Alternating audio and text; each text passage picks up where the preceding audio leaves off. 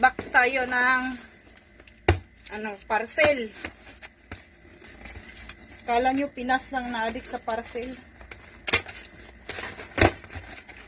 Oh.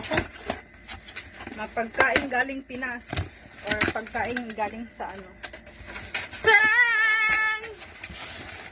Lami kaayo. Ay, maliit pa lang box nito. Kala ko Magic! Ayan. Oh. Nakapang grocery na ako. Alam magkano to dito? Nasa 40 ang isa, Ginoo. Pero manghibog ka kay tagsar. Sarang baka. Sus, Ginoo ko.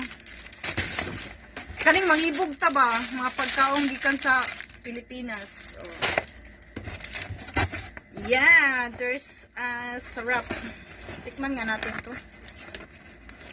Parang kung masarap ba siya. Ayan.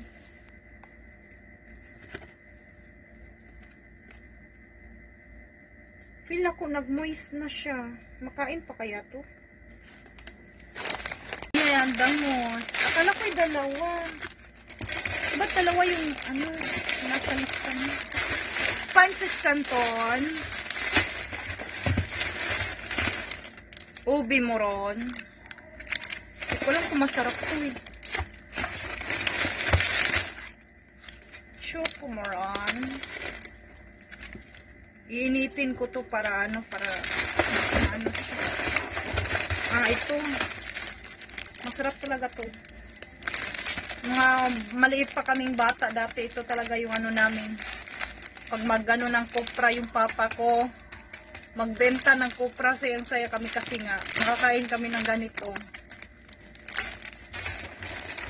Yun lang naman.